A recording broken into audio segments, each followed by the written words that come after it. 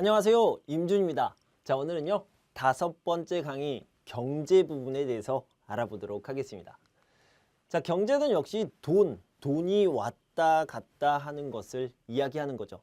돈이 들어오는 경우는요. 내가 생산을 할 때이고요. 돈이 나가는 경우는 내가 소비를 하는 경우다. 이렇게 생각을 하시면 되겠습니다.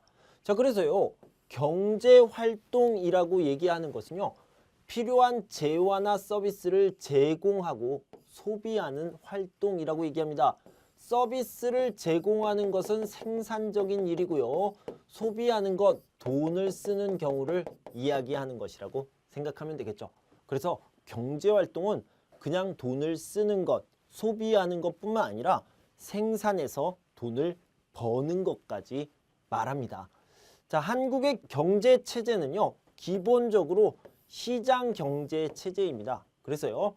시장 안에서 가격이 결정되고 만약에 시장에서 자유롭게 경제 활동을 하다가 문제가 발생하게 되면 정부가 그때 잠깐 조금 개입하는 형태가 되겠습니다. 그래서 개인이 자유롭게 경제 문제를 해결한다. 그리고 자신의 재산을 소유할 수 있다.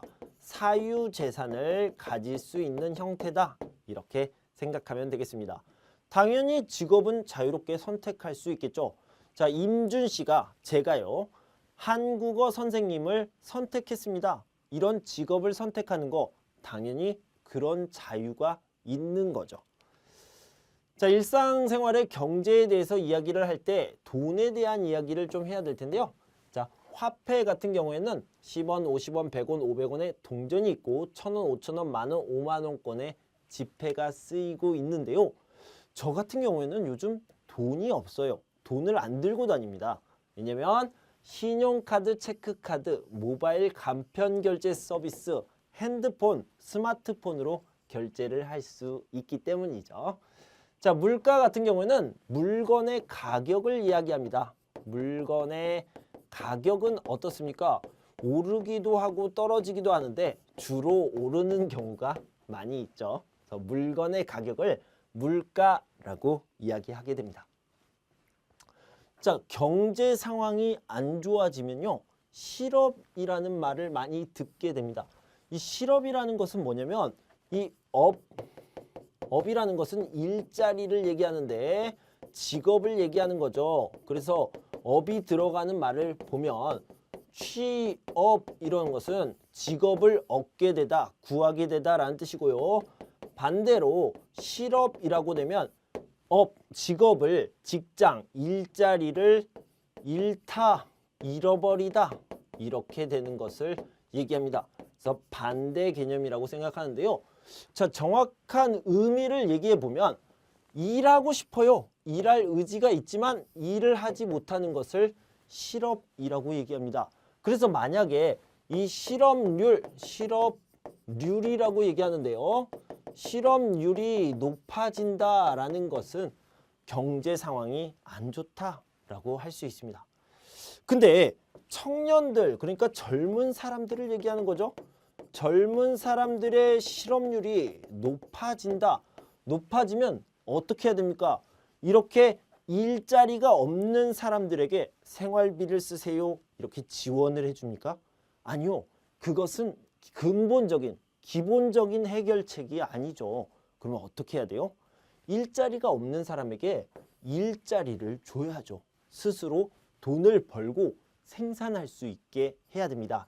그래서 정부에서는 그런 정책들을 만들고 있습니다. 자, 한국의 경제와 경제활동에 대한 설명으로 옳지 않은 것, 틀린 것을 찾아봅시다. 사유재산권, 내 것이에요, 내가 샀어요. 이런 것들이 보장이 됩니다. 자유롭게 직업을 선택할 수 있습니다. 국민경제의 주체는 가계, 기업, 정부라고 얘기했는데 일단 맞고요. 정부는 나라를 이야기하는 거고 기업은 회사를 이야기합니다.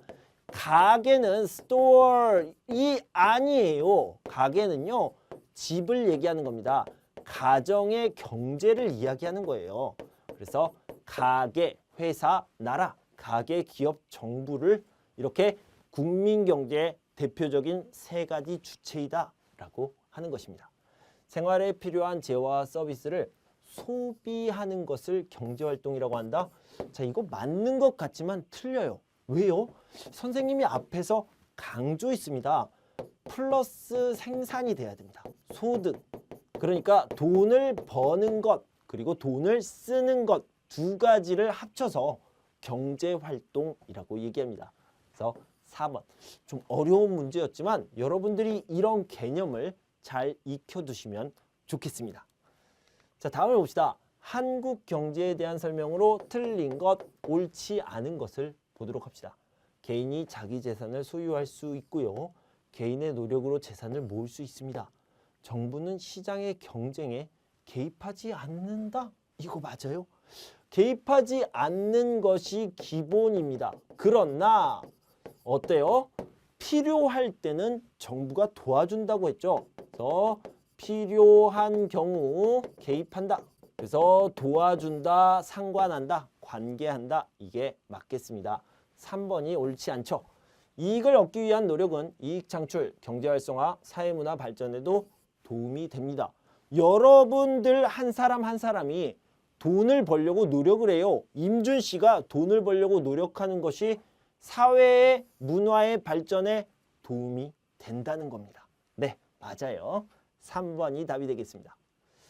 한국 화폐라고 했는데요. 이거는 돈을 얘기하는 겁니다. 화폐에 대한 설명. 동전에는 역사적인 인물들이 그려져 있다? 아니요. 인물들이 아니라 인물 한 명만 그려져 있습니다. 100원짜리 동전에 이순신 장군이 그려져 있고요. 나머지는 어떤 문화재라든가 동물이 그려져 있죠. 네, 아니죠. 10원 동전과 50원 동전은 지금은 쓰이지 않는다. 아니요, 지금도 쓰고 있습니다. 온라인 결제를 제외하고는 모두 현금 결제를 해야 한다? 아니요, 카드를 사용할 수 있고요. 수표를 사용하는 경우도 있습니다. 한국에서 쓰이는 지폐는 1,000원권, 5,000원권, 만원권, 5만원권이다. 아, 맞죠? 그래서 4번이 답이 되겠습니다. 실업에 대한 설명. 실업은 뭐예요?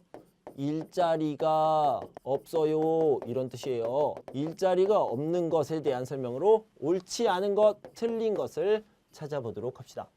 일을 하고 싶지만 일을 못하는 상태를 말한다. 자, 이거를요. 말을 바꿔봅시다. 일을 하고 싶지만 아까 선생님이요. 다른 말이 쓰여져 있는데 이렇게 말을 했어요. 그래서 이걸 다른 말로 하면 일할 의지가 있지만 이렇게 표현할 수 있습니다. 그래서 여러 가지 표현법을 알아두세요. 네, 맞습니다. 서비스 재화를 생산하는 경제활동 인구가 줄어 사회적으로도 문제가 된다. 자, 이게 무슨 뜻이에요? 일하는 사람이 줄어들었습니다. 사회적으로 문제가 됩니다. 맞죠? 소득이 끊겨 생활이 어려워지기 때문에 개인적으로 많은 어려움을 겪게 된다. 우리 아버지가 집에서 일을 하는 사람이 실업을 했어요. 일자리가 없어요. 그러면 개인적으로도 가정적으로도 당연히 어려움을 겪게 되죠. 정부는 청년 실업 인구의 생활비를 지원하며 사회 문제를 해결하려 한다. 이거 맞는 것 같지만 사실은 아닙니다. 정부는 청년 실업 인구, 일자리가 없는 사람에게 돈을 주는 것이 아니고요. 어떤 노력을 하고 있습니까? 일자리를 주려고 노력하고 있습니다. 그래서 여기는 틀렸죠. 4번이 답이 되겠습니다. 이건 굉장히 중요한 문제예요. 그래서 이 4번 답을 잘 알아두시면 좋겠습니다. 다음, 한국의 시장경제체제에서 정부의 역할이 아닌 것, 틀린 것을 찾아봅시다. 4번부터 볼게요. 법이나 제도를 통해 경제활동 과정에서 피해를 주는 행위를 막는다. 네, 질서를 유지할 수 있도록 자유롭게 경제활동을 하긴 하는데 질서를 유지할 수 있도록 해줘야죠. 시장에서 공정한 경쟁이 유지되도록 질서를 유지해줘야죠. 경제적 약자들이 소외되지 않도록 질서를 유지해줘야죠. 그런데요, 시장 경제 체제에서 가격을 결정하는 사람은 누구입니까? 소비자 그리고 생산자의 자유로운 경제 활동이 자연스럽게 가격을 결정하는 게 맞겠죠. 그런데 정부에서 가격을 정한다? 오이 절대 안 되죠. 1번이 답이 되겠습니다. 자, 경제 성장을 보도록 할 텐데요. 이 경제 성장은 다른 말로 하면요. 한국의 경제사 히스토리가 되겠죠. 히스토리를 좀 알아보도록 하겠습니다. 자, 1953년부터 시작을 해요. 왜냐면요. 1950년부터 53년까지 한국전쟁이 있었습니다. 그래서요. 한국전쟁이 끝나고 나서 대한민국, 한국은요. 정말 여기 제로였습니다. 제로. 0이었어요. 어찌 보면 마이너스였죠. 이렇게 마이너스에서 시작을 해서 이렇게 발전을 합니다. 꾸준히 그리고 아주 빠르게. 다른 나라들이 이렇게 발전을 하고 있는 동안에 한국은 이렇게 발전을 한 거예요. 그래서 이것을 뭐라고 얘기하냐면요. 한강의 기적이다. 이렇게 얘기를 합니다. 와, 이건 미라클이야. 어떻게 이렇게 발전할 수 있지? 라고 이야기를 합니다. 자, 1953년에는요. 67달러였습니다. 뭐가요? 1년 동안 한국인 한 사람이 버는 돈이 67달러였습니다. 그래서 한 1년 동안 평균적으로 열심히 일하고 10만 원도 못 벌었던 거죠. 그런데요. 지금은 어떻습니까? 3만 달러가 넘습니다. 엄청나게 많이 발달한 거죠. 그래서 한강의 기적이라는 표현을 씁니다. 여기 보면요. 한국 전쟁 이후 1960년대에는 79달러, 67달러 이렇게 됐는데 이제는 2020년에는요. 3만 1,000달러를 돌파했다고 이렇게 나와 있죠. 그런데 이렇게 쭉 고속 성장을 하던 과정에 중간에 이렇게 한번 떨어진 적이 있었어요. 아주 큰 위기였죠. 그것이 바로 1997년 IMF 외환위기, 인터내셔널 모니터리 펀드, 그래서 국제통화기금에서 외화를 빌려서 그 문제를 해결했던 적이 있었습니다. 자, 그런 위기가 있었지만 그런 위기를 극복하고 한국은 다시 성장하게 되었다. 이것이 한국의 경제사입니다. 자, 한국의 경제성장 요인으로는요. 자, 노동력이랑 그다음에 교육열이 같이 연결이 될 수 있어요. 그래서 교육열이 높으니까 노동력의 질이 좋아지는 거죠. 일을 하는 사람들이 똑똑해집니다. 기술이 많이 있습니다. 이럴 때 경제가 발전할 수 있었던 거죠. 그리고 국민들의 의지 이런 것들을 알아두시면 되겠는데요. 선생님 이거 꼭 알아야 돼요? 네, 알아야 됩니다. 왜냐면요. 아까도 얘기했지만 뭐 온돌, 김치, 태권도, 케이팝 이런 것들은요. 한국 사람들이 아주 자랑스러워하는 부분들이에요. 그래서 한국 사람들이 꼭 문제에 낼 겁니다. 그리고 하나 더, 한국의 경제성장, 그러니까 한강의 기적도 한국 사람들이 너무 자랑스러워하고 좋아하는 부분입니다. 그래서 왜 경제성장을 했습니까? 물어봅니다. 여러분들이 인터뷰하는 시간에 말하기 시험을 보는 시간에 많이 물어봐요. 그래서 여러분들이 풍부한 노동력이 있었고 교육열 덕분에 우수한 인재가 많았습니다. 그리고 위기를 극복하고 경제를 성장시키고자 하는 한국인의 의지 덕분에 경제가 급속히 꾸준히 성장할 수 있었습니다. 이렇게 대답을 해주셔야 됩니다. 자, 한국의 경제 교류를 좀 보도록 합시다. FTA가 제일 중요한데요. 여러 나라와 FTA, 자유무역협정을 체결했습니다. 약속을 한 거죠. 우리는 프리 트레이드를 하겠다. 이런 약속입니다. 그래서 2021년 3월 기준으로 57개국과 아주 많은 나라와 FTA를 체결했습니다. OECD에도 가입이 되어 있고요. 짧은 시간 안에 급속도로, 짧은 시간 안에 아주 빠르게 일어난 한국의 경제 성장을 가리키는 말은 뭐예요? 한국인이 아주 자랑스러워하는 그 부분, 미라클! 한강의 기적입니다. 자, 한국의 경제 성장 과정에서 옳지 않은 것, 틀린 것을 찾아보도록 합시다. 2020년 기준 1인당 국민 총소득은 3만 1,000달러를 넘어섰다고 그랬죠? 맞습니다. 한국 경제는 6.25 전쟁 이후 위기 없이 계속 성장해서 지금에 이르렀다라는 건데 위기가 없었습니까? 1997년 IMF 위기가 있었죠. IMF 외환위기. 외환위기가 있었는데 IMF를 통해서 해결을 하다 보니까 경제가 많이 흔들렸다. 이거는 나중에 여러분들이 따로 꼭 알아보시면 좋겠습니다. 우리 지금 같이 공부하는 책에도 나와 있으니까요. 좀 더 자세히 살펴보세요. 자, 그래서 위기 없이 이 부분이 틀렸습니다.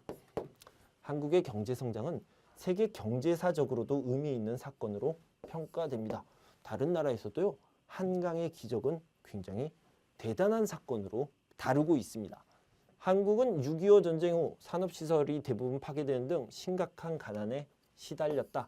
자, 우리 책에는요. 1인당 국민 생산이 79달러였다고 나왔고요. 또 어떤 책에는 67달러. 그러니까 그냥 다 너무너무 가난한 시대였다라고 생각할 수 있는 거죠. 그러니까 심각한 가난에 시달렸던 것이 맞습니다. 2번이 답이 되겠네요. 한국의 경제 성장 요인. 이거 봐요. 문제 자주 나오잖아요. 옳은 것은 맞는 것을 찾아봅시다. 풍부한 자원이 없었습니다. 노동력은 풍부했습니다. 많이 있었다고 그랬죠. 틀렸어요. 높은 교육률로 우수한 인재를 길러낼 수 있었다. 이것도 한국 사람들이 아주 자랑스러워하는 부분이에요. 지금까지도 국제사회의 도움을 받고 있다? 아니요. 한국 사람들이 또 자랑스러워하는 부분이 뭡니까? 옛날에는 다른 나라가 우리나라를 도와줬어요. 그런데요, 지금은 우리나라가 다른 나라를 도와줘요. 이렇게 한국 사람들은 자랑스러워하고 있어요. 그거를 좀 멋있게 표현하자면 원조를 받던 나라에서 원조를 하는 나라로 바뀌었습니다. 이렇게 표현할 수 있습니다. 그래서 이건 아니죠. 3번이 답이 되겠습니다. 자, 한국의 산업 발달 과정을 바르게 연결한 것은, 자, 이 문제가 나와 있었는데 제가 이렇게 어려운 문제 괜찮을까? 라고 해서 여러분들에게 가르쳐 드릴까 말까를 고민했는데 이거는 한번 설명 들으면 잘 알 수 있을 것 같고요. 또 문제가 나올 수 있습니다. 종합평가에서 한번 꼭 외워두시면 좋겠습니다. 옛날에는 농업이었죠. 이건 너무 당연합니다. 그러면 마지막에 있는 것, 마지막에 있는 부분은 뭐가 들어가야 될까요? 뭐가 들어가야 되냐면요. 하이 테크놀로지 인더스트리. 그러니까 아주 기술이 필요한 그런 산업이 들어가야 되겠죠. 기술이 아주 많이 필요한 산업을요. 첨단 산업이라고 얘기합니다. 그러니까 농업에서 시작해서 점점 발달해서 결국엔 하이 테크놀로지로 가는 겁니다. 그리고요. 처음에는 자본도 없고 기술도 없으니까 가벼운 것들을 만들어야 되겠죠. 그걸 경공업이라고 그래요. 옷, 신발, 모자, 가방 이런 것들을 만들었습니다. 경공업이에요. 그 다음에는요. 석유, 화학, 그 다음에 배, 자동차 이런 무거운 것들을 만드는데 이것을 중화학공업이라고 얘기를 합니다. 그래서 가볍다라는 뜻이고요. 무겁다라는 뜻인데 가벼운 것에서 무거운 것으로 그리고 기술이 필요 없는 것에서 기술이 필요한 것으로 이렇게 발달하는 과정이다. 이렇게 알아두시면 되겠습니다. 자, 한국에서 수출하는 품목이 아닌 것, 반도체가 제일 유명하죠. 이거요. 이것도 한국 사람들이 자랑스러워하는 부분이에요. 세계 1위죠. 여러분들이 아주 잘 알고 있는 삼성 반도체 그리고 SK 하이닉스가 있습니다. 자, 석유 제품도 기술이 많이 발달했기 때문에 석유를 다른 나라에서 가져와 가지고 그것을 가공해서 석유 제품을 만들어서 다시 수출을 합니다. 이것도 유명해요. 무선 통신 기기 뭐가 있습니까? 한국의 갤럭시가 유명하죠. 제가 특정 상품을 이야기하는 것이 아니라 세계 순위를 보면 삼성전자가 굉장히 위에 올라가 있더라고요. 그래서 무선 통신 기기는 굉장히 많이 팔리고 있다라고 할 수 있죠. 그런데요. 석유 너무 안타깝게도 대한민국에서는요. 아직까지 석유가 조금도 발견되지 않았습니다. 아직까지는요. 나중에 발견될 수도 있는데 그러니까 없으니까 수출도 못합니다. 그래서 1번이 수출하는 품목이 아니다 라고 얘기할 수 있습니다. 자, 한국의 경제 교류에 대한 설명으로 옳은 것, 맞는 것을 봅시다. 세계 최초로 자 이거 도움을 받는 나라에서 주는 나라로 바뀌었다. 이 도움을요 원조라고 얘기할 수도 있습니다. 원조를 받는 나라에서 주는 나라로 바뀌었다. 하는 나라로 바뀌었다. 맞습니다. 우수한 노동력은 국내 경제에만 기여했고 해외로는 나가지 못했다. 에이, 아니죠. 해외로 많이 나갔습니다. 한국은 세계 여러 나라와 무역협정을 맺지 못해.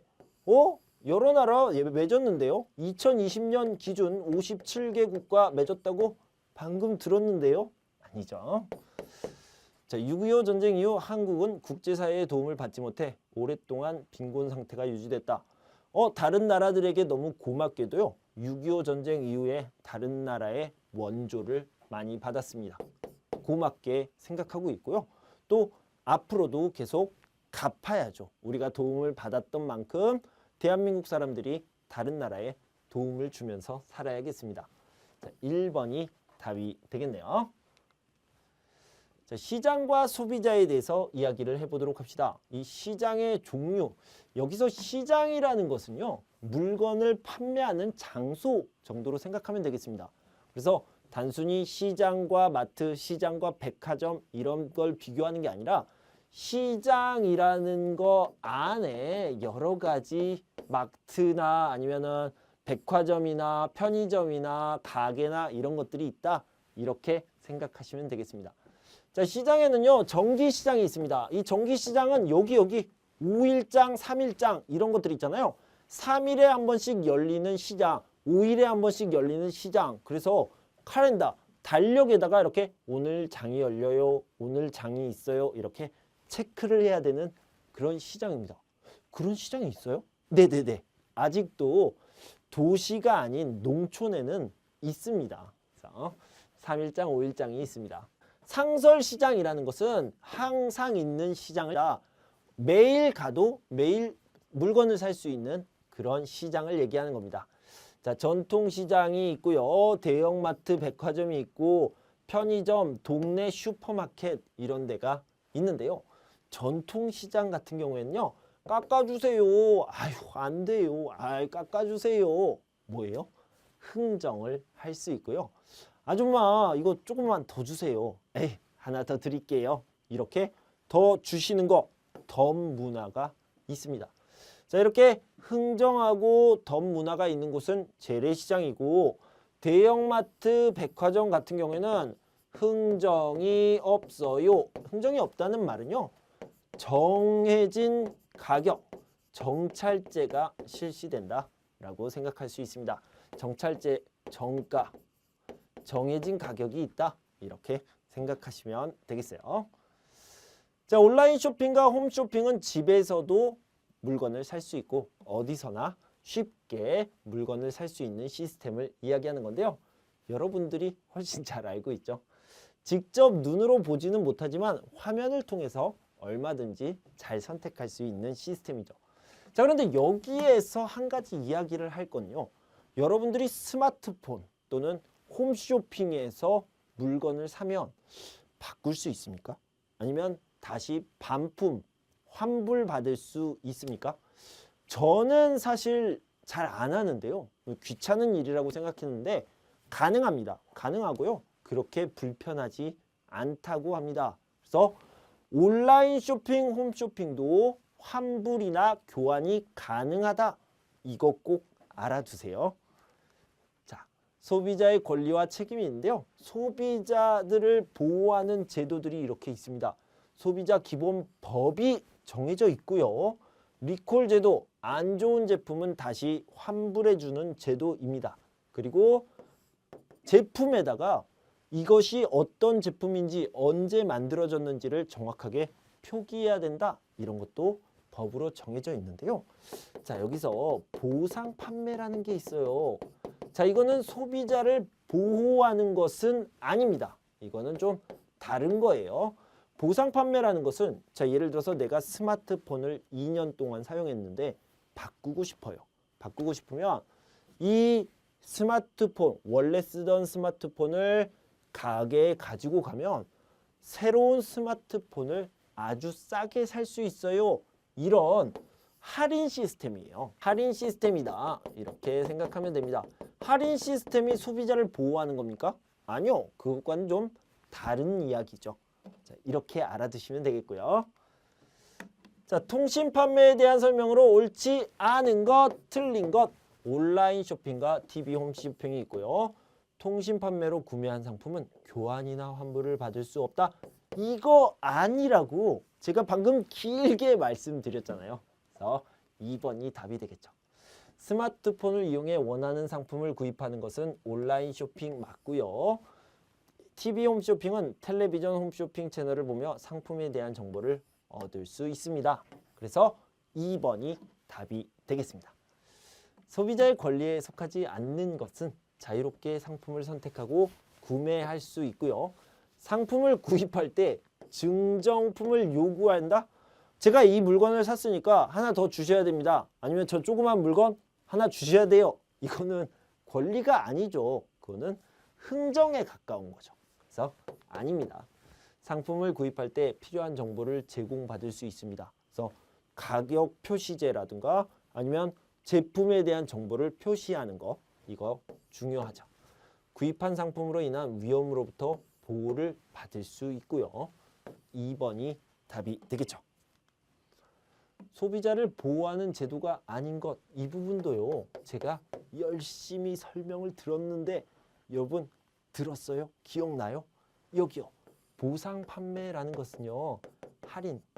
할인 시스템이다 라고 했죠. 아닙니다. 자, 미콜 제도 의무 표시제 제조물 책임법 같은 경우에는요. 소비자를 보호하는 시스템 제도가 되겠습니다. 자, 금융기관을 좀 볼 텐데요. 여러분들은 금융기관 하면 뭐가 생각납니까?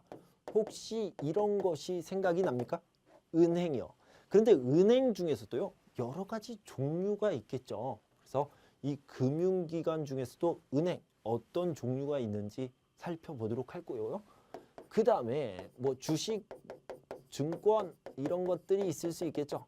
그 다음에 우체국. 선생님 우체국은 우편 서비스 포스트 아닙니까? 포스트도 있고요. 금융업도 하고 있습니다. 그래서 이런 것도 알아보도록 하겠습니다. 여기에 빠지면 안 되는 게 인슈런스, 보험이 들어가겠죠. 자, 일단은 은행에 대해서 알아봅시다. 여러분들이 알고 있는 은행이 뭐가 있습니까? KB, 국민은행이요. 외환은행, 그 다음에 우리은행, 또 신한은행 이런 은행들이 있죠. 이렇게 여러분들이 잘 알고 있는 은행을요. 시중은행이라고 얘기합니다. 여러분들이 왜 잘 알고 있습니까? 길거리를 가다 보면 저기 우리은행, 저기 신한은행 자주 보입니다. 그래서 전국에 지점이 있고 많이 있습니다. 이용하기 편리해요. 그리고요. 안정적입니다. 이런 안정적인 은행을 시중은행이라고 하고요. 만약에 여러분들이 광주에 갔어요. 대구에 갔어요. 그러면 광주은행이라는 데가 있고요. 대구은행이라는 데가 있습니다. 이렇게 지역마다 은행이 있는데 그 지역에서만 영업을 하는 은행을요. 지역은행이라고 얘기합니다. 그래서 특정한 지역에서만 영업을 하는 은행인데요. 이런 은행은 지역의 경제 발전에 도움을 주고 있습니다. 이렇게 알아두시고요. 상호저축은행, 인터넷 전문은행, 그 다음에 그 밖에 금융기관에는요. 우체국, 새마을기관, 그 다음에 농협 이 정도 알아두시면 되겠습니다. 자, 지점이 많아 이용하기 편리한 금융기관. 지점이 많아요. 여기도 보이고 저기도 보여요. 뭐예요? 시중은행이라고 할 수 있죠. 선생님, 한국은행은 어디서 많이 봤는데 뭐죠? 한국은행은 여러분들이 거의 볼 수 없습니다. 한국은행은 서울에 딱 하나가 있는데요. 여러분들이 들어가기 어려운 곳이에요. 한국은행은 여러분들에게 돈을 빌려주거나 여러분과 직접 거래를 하지 않고요. 돈을 만드는 곳이에요. 또는 돈을 없애다, 제거하는 곳입니다. 그리고요, 한국 경제를 관리하는 곳입니다. 그래서 여러분 개인과 대한민국 국민 개인과 거래를 하지 않고요, 한국 경제를 전체적으로 관리하는 기관입니다. 그래서 여러분들 돈에 보면요, 어디 있더라? 여기에 있죠. 한국은행이라고 이렇게 적혀져 있어요. 자, 한국은행에서 돈을 만들고 관리를 한다, 이렇게 알아두시면 되겠습니다. 자, 2번 보면요, 지역은행에 대한 설명으로 옳은 것, 전국 곳곳에 지점이 있다. 신용은행보다 금리가 높다. 신한은행, KB, 하나은행은 지역은행이다. 아니요, 전국 곳곳에 지점이 있고 신한은행, KB, 하나은행은요, 다 뭐라고 그랬어요? 시중은행이다 라고 얘기했습니다. 지역 경제 발전을 위한 자금을 공급하는 곳이 바로 지역은행이다. 그 지역에서만 영업을 한다, 이런 특징을 갖고 있습니다. 자, 반드시 본인의 이름으로 금융거래를 해야 한다고 정한 법이고요. 투명한 금융거래를 위해 만들어진 제도가 있는데요. 반드시 본인의 이름, 그러니까 진짜 이름인데요. 이걸 좀 바꿔서 하면 실제 성명을 사용해야 된다라는 거죠. 그래서요, 이걸 뭐라고 그러냐면 실명제도 시스템이라고 얘기합니다. 그래서 실명제라고 이야기를 합니다. 금융 실명제다. 통장을 만들 때 아니면 어떤 거래 계좌번호를 만들 때 실제 성명을 써야 되는 제도이다. 이것을 금융 실명제라고 이야기합니다. 다음 중 시중은행의 특징으로 옳은 것, 맞는 것을 살펴봅시다. 예금 금리가 높지는 않아요. 전국에 지점이 있는 거 맞고요. 인터넷으로만? 아니요, 인터넷으로도 거래할 수 있겠죠.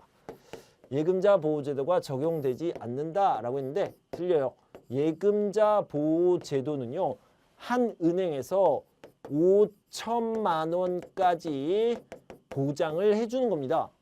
만약에 은행이 없어졌어요. 은행이 없어져서 내 돈 어떻게? 괜찮아요. 5천만 원까지는 보장을 받을 수 있습니다. 그걸 예금자 보호제도라고 하는데, 이건 중요한 게 뭐냐면 원금, 내가 준 돈, 내가 맡긴 돈과 이자, 인터러스트, 그래서 이자를 합쳐서 5천만 원까지 보장을 받는 제도입니다. 이것도 알아두시면 좋겠습니다.